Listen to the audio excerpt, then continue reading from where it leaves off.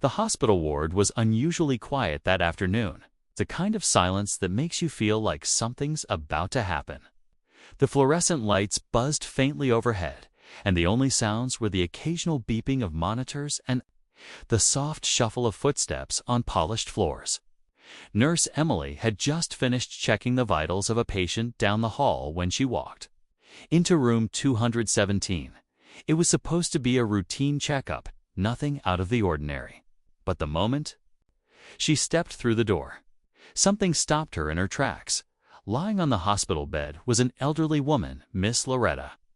She was in her late 70s, with deep, thoughtful eyes and silver hair that framed her weathered face. Her expression was calm, but there was something unsettling in the air. Emily's nose twitched. There was a strong, strange smell that had hit her almost instantly, sharp and sour. Not like anything she usually encountered. Hospitals had all kinds of odors, antiseptics, medication, even the faint smell of rubber gloves, but this was different. Her eyes narrowed, trying to trace the source as she approached the bed. She noticed yellow stains all over Miss Loretta's white hospital gown. Not just small spots, large blotches, soaked in and spread across the fabric. Some stains were fresh, others dried. It looked like something had been neglected for too long. Emily's stomach tightened. She glanced at the chart hanging at the end of the bed, hoping to find a note or warning about incontinence, maybe an ongoing condition. But there was nothing, no mention of an accident, no reason for the stains, no documentation that explained the odd smell. She gently asked Miss Loretta if she was feeling all right. The elderly woman blinked slowly, her voice barely above a whisper. "I've been waiting, but no one comes." The way she said it sent a chill up Emily's spine. Her words weren't angry, just tired, like someone who had stopped expecting kindness. Emily crouched beside the bed, checking her patient's pulse, trying to hide her concern. But something wasn't right. The urine container on the bed had not been emptied in what looked like hours. The bedding hadn't been changed, and the smell, it was stronger now. It wasn't just urine. There was something else beneath it, something metallic, maybe? A faint coppery tang that suggested infection or worse. Emily had seen a lot during her years on the job: neglect, overworked staff, even the occasional malpractice complaint. But this felt different. It wasn't just a case of someone being overlooked. It felt deliberate, like someone had ignored this woman on purpose. She couldn't understand why. Loretta wasn't aggressive, wasn't a burden. In fact, she was soft-spoken and polite, always thanking the nurses for their time. And yet, here she was, stained, unattended, and forgotten. She tried to stay calm, tried to think rationally. Maybe the staff had been overwhelmed. Maybe there was a scheduling mistake. But something in Emily's gut screamed otherwise. Her hands trembled slightly as she reached for her phone. She wasn't supposed to make outside calls during her shift, unless it was an emergency. But this was becoming one. She needed someone else to see what she was seeing. 911, what's your emergency? The voice on the other end asked. Emily hesitated for a split second. What do you even say in a situation like this? This is Nurse Emily Parker at St. Joseph's General. I need immediate assistance.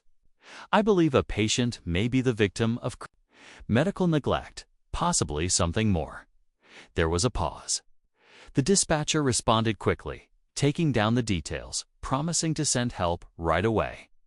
Emily hung up and looked at Loretta, who was watching her quietly, like she knew something, but wasn't sure how to say it. Her lips parted slightly, but no words came out. It wasn't long before the hallway lights reflected off the badges of the paramedics and local law enforcement officers walking in. But even as they approached, Emily couldn't shake the feeling that they were already too late. Something had happened here, something no one had seen or talked about. And now the question was no longer about a strange smell or some yellow stains. The real question was, what had Miss Loretta been through before Emily walked into that room? The look in the old woman's eyes wasn't just exhaustion. 'Twas the kind of pain that goes unnoticed for too long, the kind that builds up in silence and shadows. And as Emily stood beside the bed, watching the officers take notes and the paramedics begin their assessment, she realized this was only the beginning. The mystery didn't end with a phone call. It was just getting started. Emily stood quietly in the corner of the room as the paramedics moved around Miss Loretta, their gloves snapping, their voices low and clinical.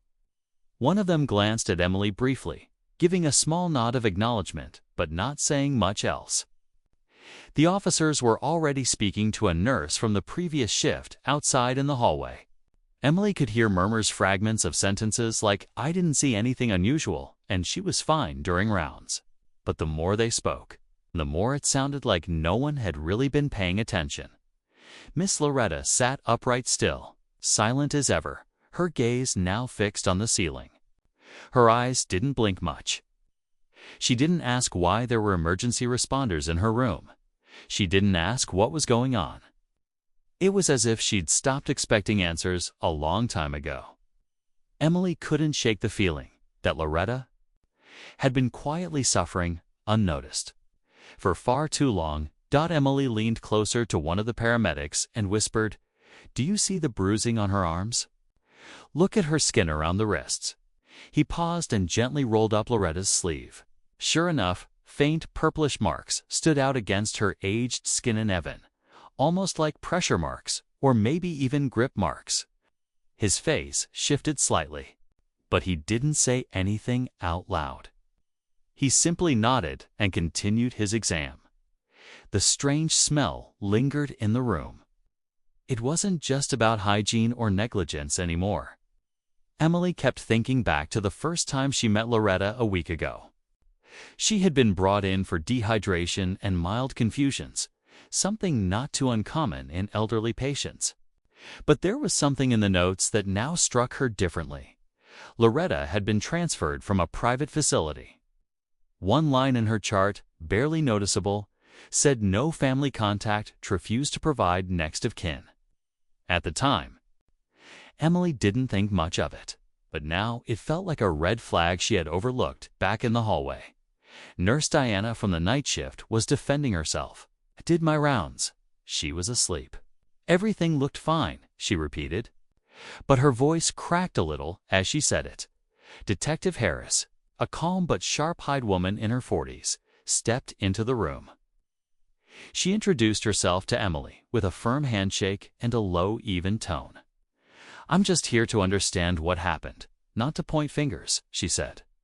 But Emily could tell from her eyes that she'd already begun connecting dots in her head. Something felt wrong," Emily said, her voice almost apologetic. "Her condition, the smell, the stains. I've worked here 5 years.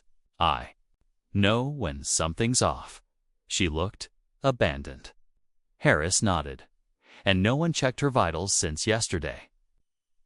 "There's no record of it," Emily answered, holding up the chart as more staff were questioned and more silence filled the gaps. It became clear that Miss Loretta had been sitting in that condition for more than just a few hours, possibly overnight.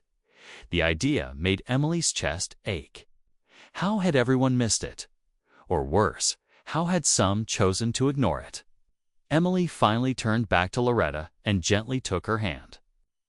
It was cold, but not limp.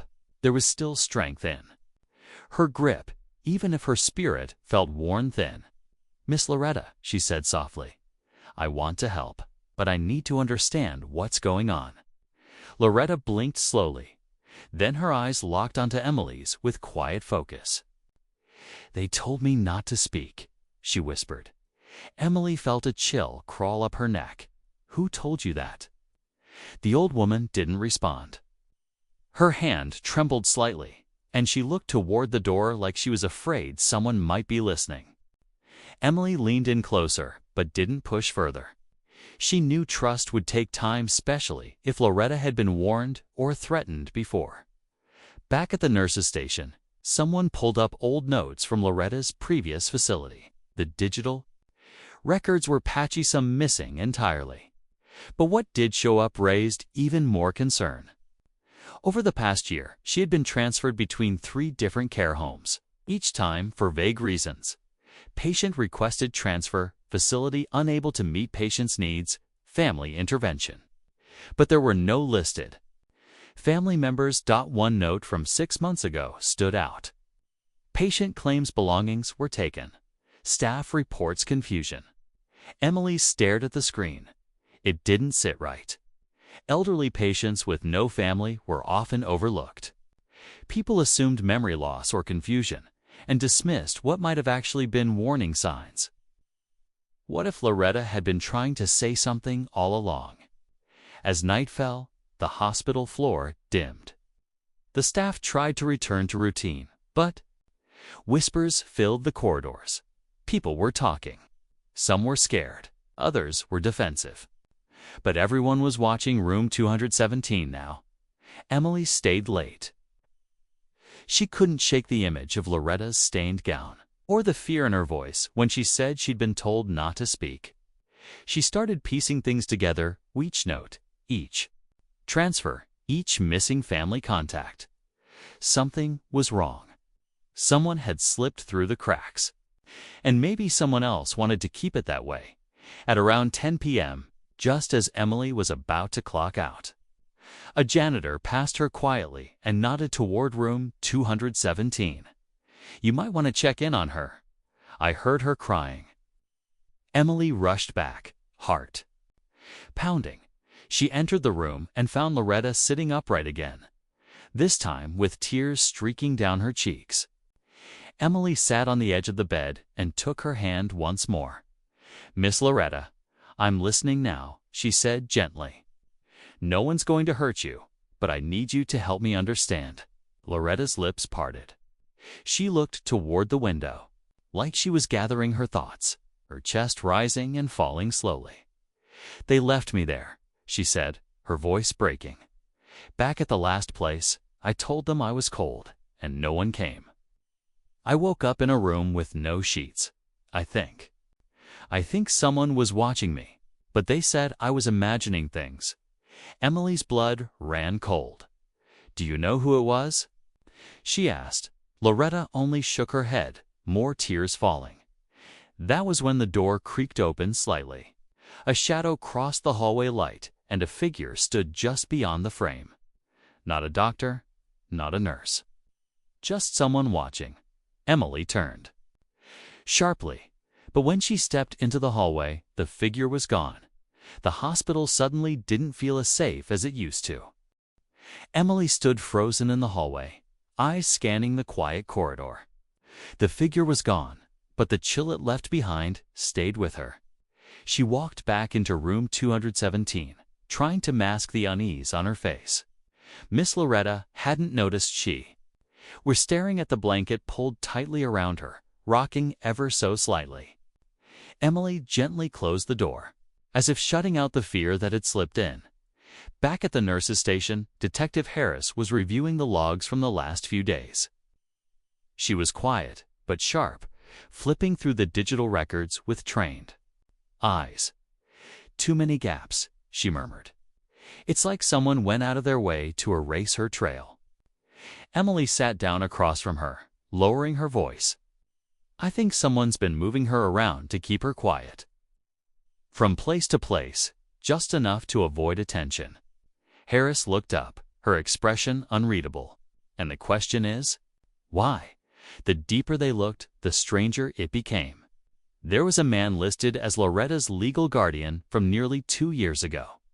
His name was Preston Miles, connected to a care management firm that had since dissolved. No address, no contact info, no follow-up records, just a signature on a power of attorney document and a few authorization forms. Emily had never heard of him. Neither had the hospital's social worker, who pulled her records the next morning. Harris began investigating the signature and found something more troubling. It matched similar paperwork from other elderly patients who had also been transferred across facilities. 3 names came up within minutes. All elderly. All without close family. All moved multiple times in short spans. And all now missing from the state elder care system. At the same time, a junior nurse named Marcy approached Emily quietly. She looked uneasy. "I saw something weird last night," she whispered. In the supply room, Emily leaned in. "What do you mean?" There was a man, not staff, dressed like a janitor. He was going through files. I thought maybe he was maintenance. But something felt off. When he saw me, he just left. No ID badge. Nothing. Emily's heart raced. "Did you tell security?" "I tried," Marcy said. But they brushed it off. Said maybe it was a temp worker. I don't know, but it didn't feel right. Meanwhile, Loretta had begun opening up little by little. She spoke in fragments, sometimes stopping mid-sentence, like she was afraid to say too much. But one afternoon, she mentioned a name, Preston, and a room number from her last facility. He'd come at night, she said. Didn't wear a coat like the others, said he was there to protect me. But I never felt safe when he was around. Emily reported everything to Harris, who immediately called in a specialist in elder abuse investigations. That night, they put security detail outside Loretta's room, not in uniform, just to watch for anyone trying to get close. No one came.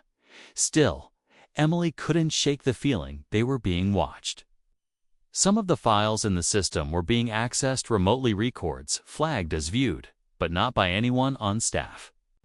IT confirmed an outside access point. But they couldn't trace it.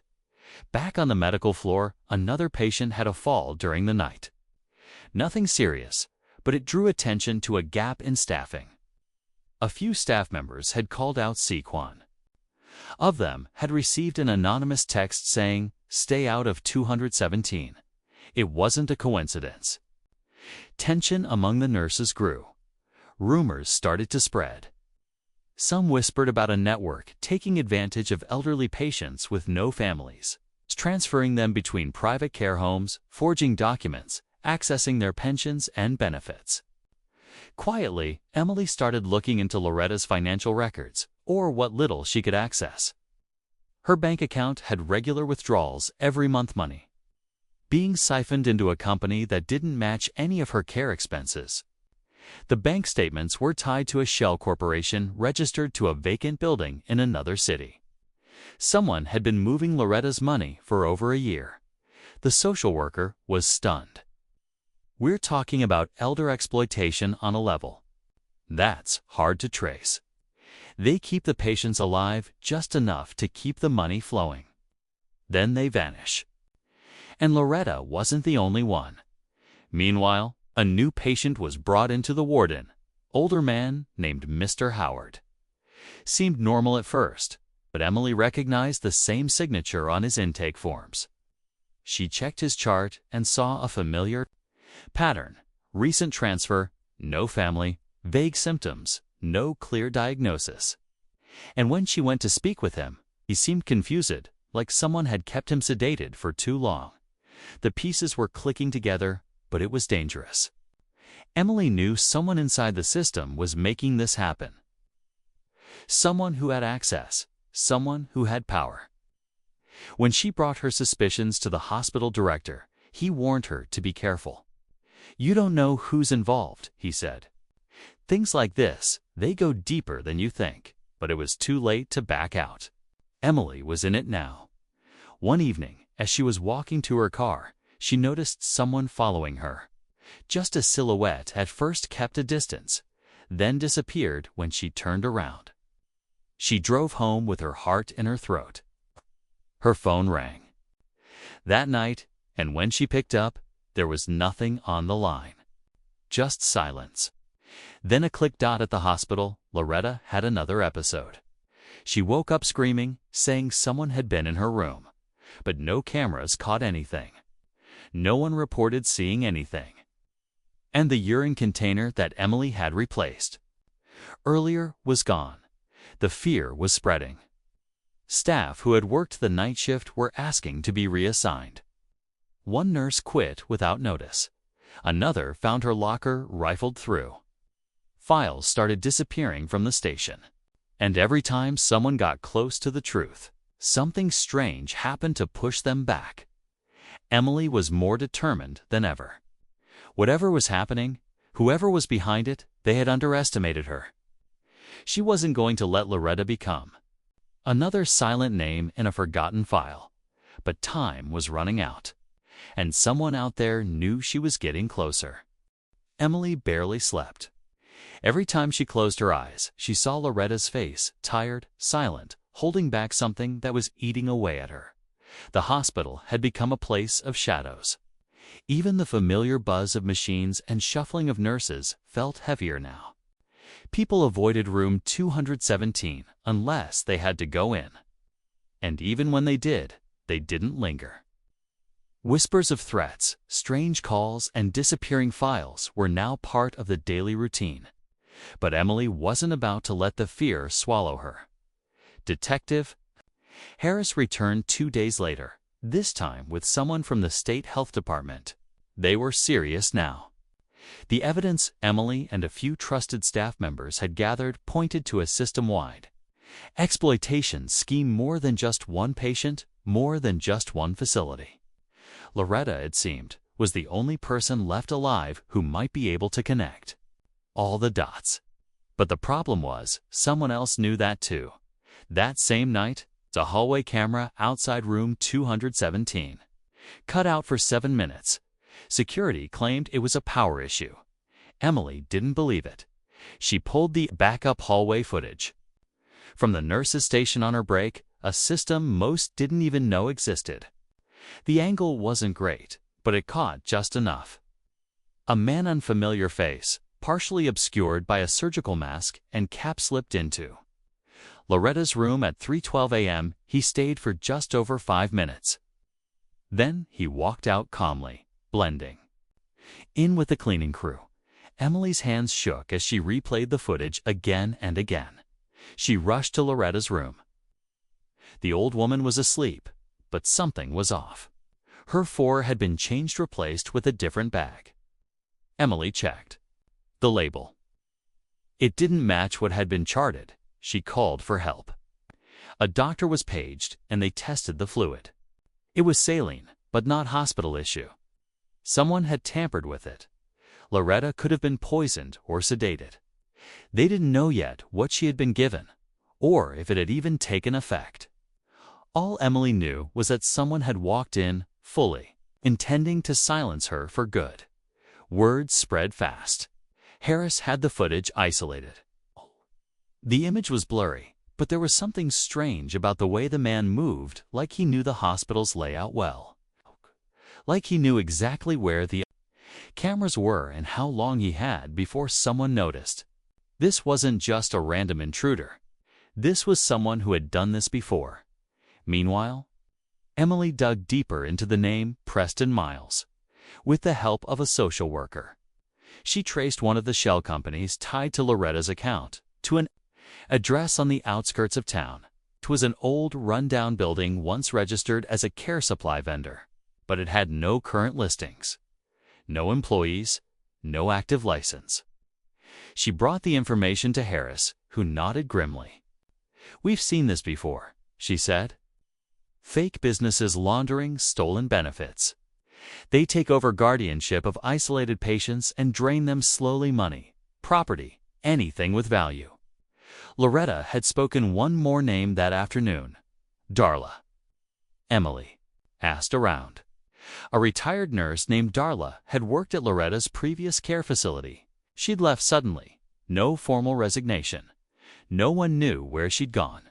But an old contact had her number. When Emily called, the voice on the other end trembled. "I knew this would catch up with me," Darla said. "I tried to speak up once, but they warned me. Told me to leave it alone or I'd end up like the others." "What others?" Emily asked. Darla's voice cracked. 2 aides were fired without warning. They went missing not long after. I think they were asking too many questions. Saw Preston once he came into the facility after hours, wearing a lab coat he didn't belong in. Said he was part of a transfer audit, but he wasn't. He was choosing who to move next. The weight of it all pressed against Emily's chest. She thanked Darla and passed the info along. Harris was already preparing a request for a search warrant. But she warned Emily, if this man knows we're closing in, he might act fast and desperate. That night, Emily didn't go home. She stayed in the break room, eyes on the monitors. She checked on Loretta every hour. At 3:05 a.m., she saw movement on the feed again. This time, it was clearer. The same masked figure walked toward room 217. But before he could open the door, the plainclothes officers intercepted him from either end of the hallway. He ran. Chaos erupted. Alarms went off. Nurses screamed. Emily ran out just in time to see the man shove an aide and disappear down the stairwell. Security gave chase, but he was gone before they could catch him. Inside Loretta's room, the old woman was shaking. Emily held her tight, whispering, "You're safe now. I promise." But Loretta didn't speak. Her eyes were wide with fear. And she wouldn't let go of Emily's hand. Later, Harris reviewed the footage again and caught something new. The masked man dropped a slip of paper as he ran. It had two things on it, a number string and a hospital badge code. The badge code belonged to someone still working there. A staff member. Someone Emily knew. The tension had never been higher. Someone inside the hospital was working with the man in the footage. Someone had access to patient files, for supplies, and unmonitored areas. And Loretta wasn't just a victim anymore. She was a key to unlocking a deeper, darker system hiding. In plain sight, the walls felt like they were closing in. Every face in the hallway became suspicious. Every silence felt loaded. Emily couldn't sleep, couldn't stop watching her back. She started carrying a burner phone, just in case. She changed her parking spot, kept her windows locked, and made sure Loretta was never alone, not for a second. But the man wasn't done. Emily could feel it. He was still out there, and he wasn't finished yet. 2 days after the attempted break-in, the hospital was still buzzing. Every corner was filled with tension. Nurses whispered behind medication carts. Security made extra rounds, and staff members double-checked ID badges as if they could sense something was still off. Emily was exhausted, but she didn't let her guard down. Not with Loretta still lying in that bed, fragile and frightened. And not with the man in the mask still out there. Detective Harris had narrowed the internal badge code to a short list of employees. One of them was a technician named Brent, a quiet guy who had always kept to himself. He'd called in sick the morning after the break-in, then stopped responding to calls. His apartment was empty when police arrived. No sign of forced entry, just gone. But it was what they found in his locker at the hospital that shifted everything. A notebook. Inside, pages filled with dates, names, and patient numbers, most of them marked with red slashes. Loretta's name was circled multiple times with arrows pointing to words like transfer, hold, and chillingly last one. There were other names too. Some were still in the hospital. Others had been moved weeks ago, supposedly, discharged to private care homes. But when Emily and the investigators checked the destinations, the addresses led to nothing. Empty houses, closed businesses. Dead ends. Emily couldn't believe it. They weren't just stealing from vulnerable patients. They were disappearing them. And Loretta had been the final link. That's why they were so desperate to silence her. But something deeper still wasn't adding up. Brent was just a technician. He didn't have the access needed to forge legal documents or manipulate health records. He was a pawn. The real puppet master had to be someone higher, someone who could move things quietly, without raising alarms. Then came the second twist. That afternoon, New administrator was appointed to oversee hospital operations during the investigation. His name was Charles Rennick. Clean suit, calm tone, said all the right things in the meeting with the staff. Promised transparency, promised change. But the moment Emily saw him, her stomach dropped. She had seen him before. Not in person, but in a photo. It was tucked inside the notebook from Brent's locker behind a page labeled Board Contact. The photo showed Charles standing beside Preston Miles at what looked like a health conference, smiling, shaking hands. Emily's mind reeled. If Rennick was part of it, the network went much higher than anyone had guessed. This wasn't just some shady operation inside one hospital. This was organized. It was protected. And now, the man at the top had just walked through the front door and taken control. She tried to tell Harris, but there wasn't enough proof. Just a single photo with no timestamp, no direct evidence. And Rennick had already started reviewing staff files, starting with anyone connected to Loretta. Emily felt the walls tightening again. Then another patient went missing. Mr. Howard. The man with the same signature on his intake forms vanished from his room during the night. No sign of struggle. His chart said he had been transferred to a recovery center, but the number on the transfer form traced back to a disconnected line. His bed was stripped clean, his belongings gone. The nurse on duty claimed she received a call from someone in administration authorizing the move. When they checked the phone records, the call had come from an internal line. Emily raced to check on Loretta. She was still there, thankfully. But even she could tell something had changed. "He's close," she whispered. "I can feel it." That night, Emily didn't go home again. She sat by Loretta's bedside, watching every hallway shadow, every flicker of light. She kept her phone close, her eyes sharper than ever. Around 3 a.m., the door opened. It was just a janitor one she recognized. He nodded, apologized for the noise, and went about his work. But as he left, Emily noticed something strange. A small device had been left tucked behind the curtain rod. She pulled it down carefully. It was a tiny recording device, still active. Someone had been listening in. The next day, she brought it to Harris, who had it analyzed. The device had been transmitting audio remotely. Whoever planted it had been listening for days, maybe weeks. Conversations between nurses, between Emily and Loretta. Every plan, every suspicion. Recorded Rennick called for a meeting shortly after. He stood at the front of the conference room, looking concerned. "It's come to our attention that someone has been planting unauthorized surveillance devices in patient rooms. We take this very seriously," he said, scanning the faces of the staff. Emily sat stiffly, wondering if he was trying to intimidate her, or if he genuinely didn't know she was onto him.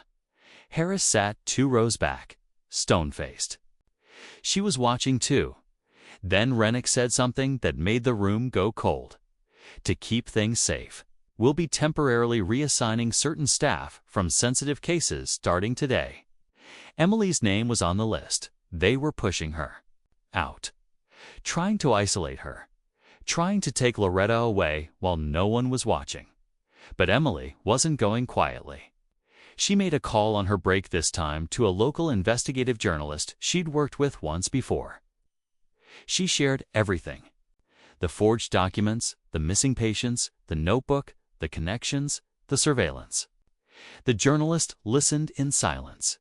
Then he said, "If what you're saying is true, this could be the biggest elder care abuse scandal in the state." Emily's voice didn't shake. "It is, and they're not done yet." That night, the hospital felt more dangerous than ever. Emily knew the next move would come soon, and she had no idea if she'd be ready when it did. Emily refused to leave. Even after being officially reassigned, she stayed close. She switched her shift to a nearby floor and coordinated with a few trusted nurses to keep eyes on room 217. Loretta had grown quieter in recent days, as if retreating into herself, but Emily could tell she still knew what was happening.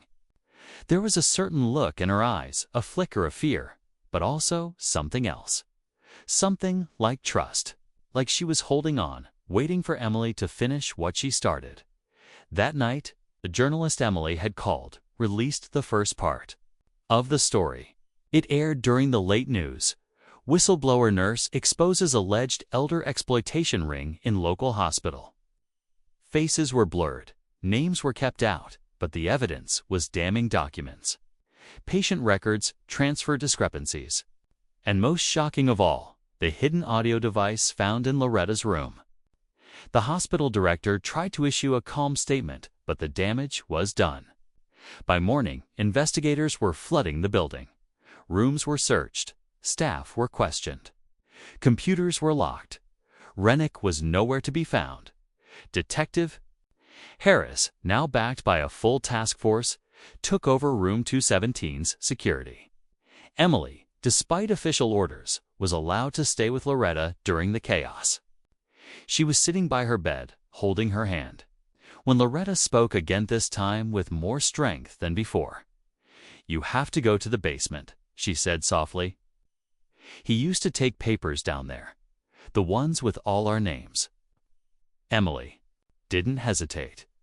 She alerted Harris, who immediately dispatched a unit to search the storage level of the hospital, a place few ever went.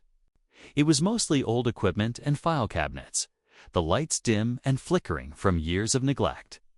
In the farthest room, behind a false wall, in an unused supply closet, they found what they were looking for: boxes of forged legal documents, patient files, property deeds, and bank statements. Many belonged to patients who were supposedly discharged or deceased. Others, like Loretta's, showed active transfers to non-existent facilities. And then came the final confirmation: surveillance photos. Printed pictures of elderly patients, including Loretta, taken without their knowledge, dated and labeled. On the back of each photo was a number. Harris knew exactly what it meant: benefit amounts, Social Security payouts, pension totals. Every person had been reduced to a dollar figure as news crews gathered outside the hospital. Law enforcement expanded the search. They raided a property registered under Preston Miles Shell Company and found a hidden room with patient belongings, jewelry, wallets, photos, letters, and in a locked drawer they found a set of IDs, including Brent's, and one with a different name but the same face as Charles Rennick. He wasn't Rennick at all. His real name was Daniel Roysa, former administrator from another state who had vanished years ago after being implicated in a similar scandal. He had changed his identity and resurfaced here, climbing the ranks under a fake name, continuing the same crimes in a new place. But it wasn't over yet. Just as Emily and Harris sat down to catch their breath in the hospital cafeteria, a nurse came running in. "Loretta's gone." They sprinted back to room 217. The bed was empty, sheets still warm.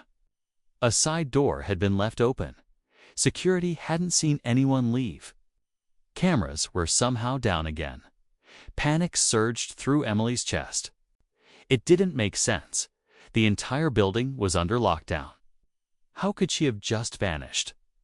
Then her phone buzzed. A blocked number. Emily answered with shaking hands. Silence at first. Then a slow, familiar voice. "She's safe." It was Loretta, she continued, voice steady now. "I couldn't say everything, not in there. But I remember more than they think. I knew where the files were. I knew his face. I knew what he did to those who asked questions. I played small because they needed me to disappear. I've disappeared on my terms." Emily froze. "Where are you?" "I can't say, but I'm with people who can protect me now. Real protection. People who've been watching this ring for a long time. You helped open the door, child. Now let them kick it down." Then the line went dead. Emily stood there, phone in hand, completely still. Harris watched her, eyebrows raised. "She's gone." Emily whispered. On purpose. The twist hit hard. Loretta had known more than anyone guessed. She had been biding her time, playing a role, quietly feeding information while letting everyone believe she was helpless. And when the time was right, she vanished not as a victim, but as the final piece of the trap. The arrests came quickly after that. Daniel Royce was found trying to flee the country using forged documents. Several hospital staff were named as co-conspirators, including administrative clerks and a former head of billing. Dozens of families were contacted and informed that their loved ones had likely been victims of a years-long financial and medical exploitation scheme. Emily returned. To her usual shifts, quieter now, more cautious. Room 217 was assigned to a new patient. The bedsheets were fresh, the walls painted. But she never forgot the woman with the quiet eyes and the sharp memory. And every now and then, Emily still got postcards, no return address, just a few simple words, still watching. Thank you. And with that, Emily knew the story hadn't ended. It had only just begun for the ones still left unseen. In the weeks that followed, the hospital slowly returned to a fragile normal. The headlines had quieted, but the effects of what had happened still lingered in the halls. Some staff members left, unable to cope with the idea that they'd worked side by side with people who helped cover up such a massive elder exploitation scheme. Others stayed, determined to rebuild the trust that had been broken. Emily remained. She still walked past room 217 sometimes, glancing in without meaning to. It was just another room now, with a different bed, a different patient. But the memories stayed. Not just of Loretta, but of the fear, the confusion, and the silence that had once wrapped itself around that space like a blanket no one dared to lift. The investigation led to dozens of charges across multiple facilities in the state. Preston Miles If, that was even his real name, was finally tracked down through a trail of offshore accounts and dummy corporations. He'd operated for over a decade, moving from city to city under different aliases. The financial fraud was staggering. But what disturbed investigators most was how easily he'd found vulnerable people and built a system around keeping them voiceless. People like Loretta moved around like paperwork, dismissed as confused or too old to remember. But Loretta had remembered. That truth alone shifted something in Emily. She'd always thought of her job as one centered around caretaking vitals, checking meds, providing comfort. But Loretta had shown her something deeper. Sometimes the most important care isn't about medicine. It's about being the one person who truly pays attention when others don't. Emily had listened. And because of that, the entire operation had unraveled. She kept receiving those postcards every month. Sometimes they had little drawings.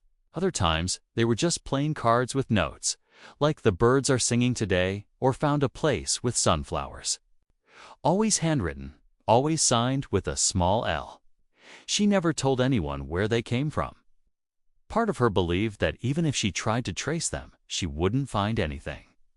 Loretta was off the grid now, part of something bigger, maybe even working with the people who helped expose the ring. Emily liked the idea of Loretta watching the world, quietly helping others the way no one helped her for so long. As for the hospital, new leadership was brought in. Policies were rewritten, background checks strengthened, and whistleblower protection programs launched.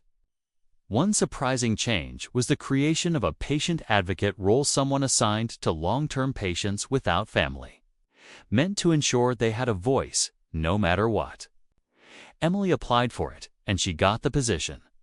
It felt like the right next step. Her first case was a man named Mr. Rowland, a retired bus driver with early-stage dementia. No family, quiet, often overlooked. The kind of person Loretta would have seen in the hallway and smiled at, as if to say, "I know what you're feeling." Emily sat with him every day, learning about his life, making sure his bills were paid properly, ensuring he had clean clothes and warm meals. It was slow, sometimes frustrating work, but it was real. Bet it mattered. She still worked some shifts. On the floor, mostly for connection. That was something the experience had taught her to how easily isolation could be used as a weapon. Patients needed presence. Even when they couldn't speak or remember, they needed to know someone was there, just like Loretta had needed her. Emily often reflected on the night Loretta vanished. How the call had ended with those words, "Now let them kick it down." And they had. Loretta had given them just enough to expose something far bigger than anyone guessed, but she'd also reminded everyone that people can be resilient in quiet ways. She had played small, not because she was weak, but because she was smart enough to know when to wait and when to strike. The journalist who had helped break the story continued covering similar cases. His follow-up report, titled "The Silence" of Room 217, became one of the most shared healthcare stories that year. Emily declined interviews. She didn't want the attention. Her name was mentioned, but she never stepped in front of the camera. That wasn't why she did it. She just wanted Loretta to be safe. She wanted the others to be remembered, and in the quiet moments, when the ward was calm and the sun shined through the windows just right, she would sometimes imagine Loretta sitting on a porch somewhere, maybe a warm breeze blowing, maybe a cup of tea in her hand, safe, free, watching just like she said. Emily kept one of the postcards pinned to her locker. It had a single sentence written in soft, shaky handwriting. "You saw me when no one else did." That was all it said. But it was everything. In the end, the story wasn't just about corruption or fraud. It was about listening, about looking beyond what's obvious, about standing up even when your voice shakes. And maybe most of all, was about how powerful one quiet woman's truth could be when someone finally took the time to hear it. And that's what stayed with Emily. Not the fear, not the danger, but the reminder that every patient has a story. And sometimes listening to that story can change everything.